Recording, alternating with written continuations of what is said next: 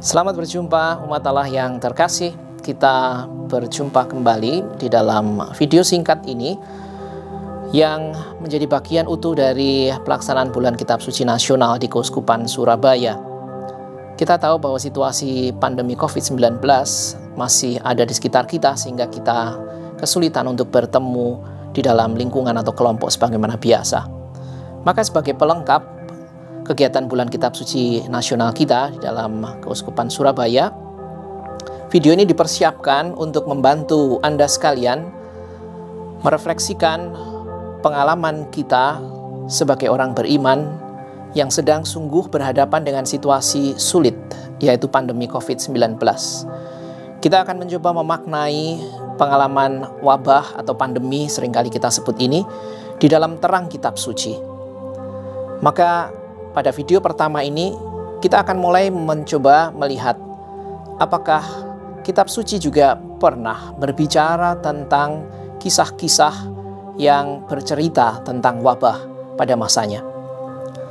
Baik saudara umat Allah yang terkasih, wabah sebagaimana kita alami sekarang bukanlah sesuatu yang kali ini baru terjadi di dunia. Kita tahu bahwa tahun-tahun sebelumnya, jauh ke belakang, dunia pernah mengalami misalnya wabah flu di Spanyol yang memakan juga begitu banyak korban.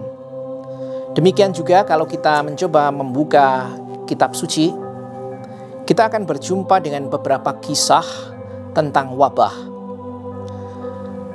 Berbagai istilah ada di dalam Kitab Suci, karena kita tidak akan menemukan misalnya kalau kita mencari kata pandemi di dalam Kitab Suci.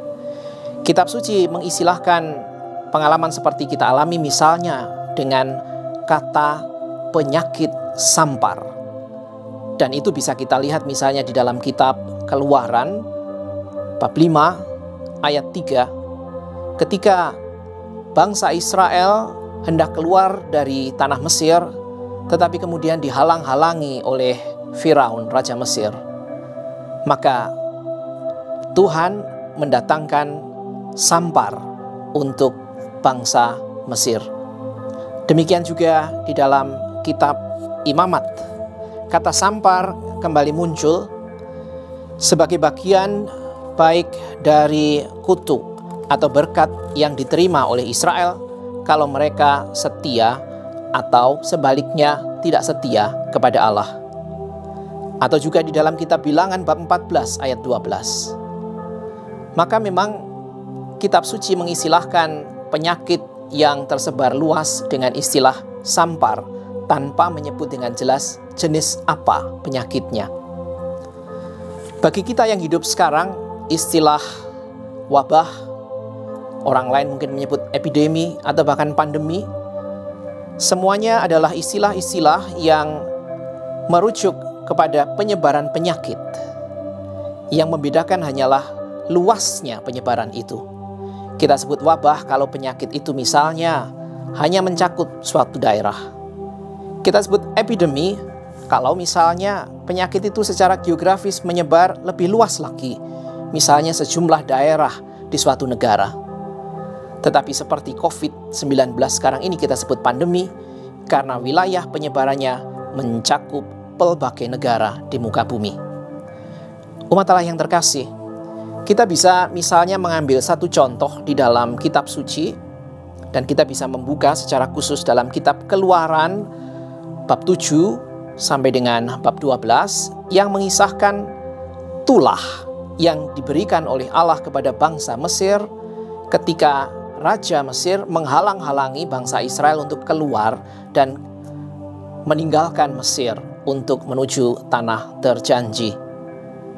Kita berhadapan dengan kisah yang menceritakan bagaimana penyakit sampar menyerang ternak seluruh milik orang Mesir. Ternak milik orang Mesir. Segala macam ternak bergelimpangan, semuanya mati terkena penyakit sampar yang dahsyat. Tetapi ternak milik orang-orang Israel terhindar dari penyakit ini. Tak seekor pun yang mati.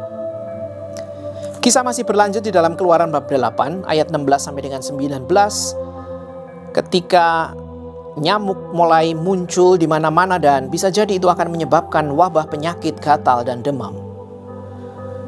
Atau kemudian di dalam tulah yang keenam, manusia dan hewan di Mesir diserang wabah penyakit kulit sehingga sekujur badan bengkak, penuh bisul dan bernanah. Masih di dalam rangkaian kisah tulah ini, tulah ke-10, tampaknya juga berbicara tentang wabah, karena sekalipun korbannya adalah anak-anak sulung manusia dan hewan di tanah Mesir, semuanya menggambarkan kedahsyatan penularan yang menjadi bencana pada bangsa Mesir. Itulah salah satu contoh di dalam kitab suci yang bisa kita baca, bahwa wabah penyakit pada masanya pernah juga diceritakan di dalam kisah kitab suci. Tetapi juga kita bisa menemukan kisah lain di dalam kitab Samuel yang kedua, bab 24 ayat 1 sampai dengan 17. Ketika Daud memutuskan untuk mengadakan sensus guna merekrut tentara-tentara untuk kepentingan berperang, keputusan Daud ini mendatangkan bencana bagi rakyatnya. Kenapa? Karena sensus berarti menghitung, dan menghitung jumlah rakyat adalah wewenang Allah. Kalau Daud melakukan itu, maka ia merampas kuasa Allah. Ia tidak percaya kepada Allah, Sang Raja Israel sejati. Maka hukuman dijatuhkan oleh Tuhan di dalam bentuk penyakit sampar yang menjalar ke seluruh negeri. 3 hari, tetapi dampaknya amat luas karena disebutkan menyerang dari wilayah Dan sampai Beersheba. Ini untuk mengatakan bahwa wabah ini menyebar hampir ke seluruh Israel. Dan akibatnya 70.000 orang melayang nyawanya sebagai akibat penyakit sampar ini. 2 kisah di dalam Perjanjian Lama itu menunjukkan kepada kita bahwa penyakit sampar adalah bentuk wabah pada masanya, sebagaimana dikisahkan di dalam teks-teks Perjanjian Lama tadi.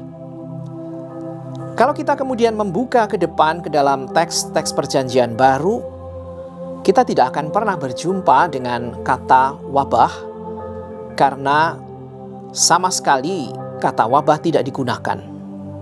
Satu kali kata sampar dipakai dan kita bisa membaca itu di dalam Injil Lukas bab 21 ayat 11, ketika sejumlah orang terpesona melihat keindahan bait Allah, dan kemudian Yesus memupus kekaguman itu dengan mengatakan bahwa bait Allah tidak akan bertahan lama, karena pada saatnya bangunan megah itu akan musnah. Kehancuran itu akan diikuti dengan munculnya malapetaka yang mengerikan. Dan itu dikisahkan di dalam Injil Lukas bab 21 ayat 9 sampai dengan 11. Tidak cukup dengan itu, tetapi penganiayaan, kehancuran Yerusalem, dan akhirnya akhir zaman. Maka dalam konteks berbicara tentang malapetaka yang akan datang itulah disebutkan juga penyakit sampar. Di samping perang, gempa bumi, mungkin juga kelaparan. Umat Allah yang terkasih, itu adalah beberapa contoh gambaran tentang wabah di dalam kitab suci. Maka kita yang hidup sekarang dengan situasi wabah COVID ini pun bisa jadi bertanya, apakah COVID yang kita alami ini juga menjadi tanda akan datangnya akhir zaman? Tidak sedikit mungkin orang berpikir demikian. Belajar dari apa yang dikisahkan di dalam kitab suci, kita bisa menarik sebuah benang merah bahwa tampaknya dikisahkan bahwa Tuhan menjadi asal dari apa yang tadi dikisahkan sebagai wabah. Tuhan memberikan hukuman kepada manusia yang berdosa karena tidak lagi menuruti kehendaknya. Allah menggunakan penyakit menular sebagai sarana menegakkan kedaulatannya. Tetapi ingat saudaraku yang terkasih, ini adalah mentalitas perjanjian lama. Ketika wabah dipandang sebagai tindakan ilahi yang terjadi sebagai reaksi atas tingkah laku manusia yang memberontak terhadap kehendaknya. Terjadinya wabah dengan demikian menunjukkan hubungan antara Tuhan dan manusia yang tidak lagi harmonis. Maka dari benang merah ini kita bisa mengambil beberapa poin yang bisa menjadi permenungan bagi kita, bahwa sungguh di dalam konteks perjanjian lama, wabah adalah sarana yang digunakan oleh Tuhan. Sarana untuk apa? Yang pertama, tampak bahwa dalam kisah tadi wabah bisa menjadi sarana Tuhan untuk menghukum dosa dan kejahatan manusia. Kisah lain bisa kita baca di dalam kitab Bilangan, misalnya bab 16 ayat 41 sampai dengan 50, ketika orang-orang Israel memberontak terhadap Musa dan Harun. Dan pemberontakan ini adalah sebuah kesalahan serius, karena itu artinya umat Israel tidak percaya kepada Allah. Umat Israel memberontak kepada Tuhan sendiri. Maka kita bisa membaca di dalam kitab Bilangan, sebagai hukumannya Tuhan menimpakan wabah. Dan itulah yang di dalam kisah itu disebut tulah, yang menewaskan lebih dari 14.700 orang. Apakah ini kejam? Dari sudut pandang mentalitas perjanjian lama, ini bukan sesuatu kekejaman dari Allah. Ini adalah bentuk keadilan Allah. Dosa yang besar mendatangkan hukuman yang besar. Orang yang tewas itu mendapatkan hukuman setimpal dengan kesalahan yang mereka lakukan.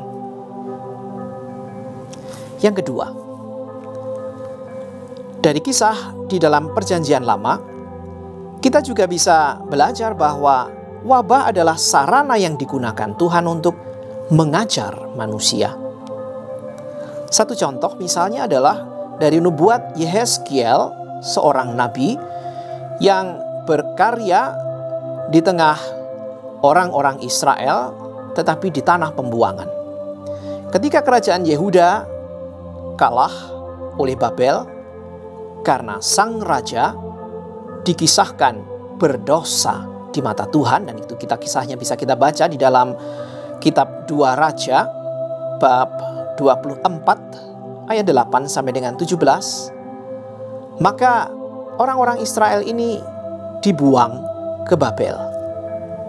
Dan di sanalah Nabi Yehezkiel menubuatkan bahwa hukuman yang sama akan bisa dialami oleh saudara-saudara mereka yang masih tinggal di Yerusalem kalau mereka juga berbuat dosa yang sama. Maka nubuat Yehezkiel menjadi sebuah pelajaran bagi orang-orang yang sedang ada di dalam pembuangan, agar mereka tidak lagi mengulangi kesalahan yang sama. Poin yang ketiga yang bisa kita pelajari dari kisah-kisah di dalam kitab suci adalah bahwa wabah juga bisa digunakan Tuhan untuk menunjukkan kekuasaan dan kedaulatannya. Dan itulah yang misalnya bisa kita baca di dalam kisah-kisah yang menceritakan bagaimana orang Mesir dihukum dengan tulah.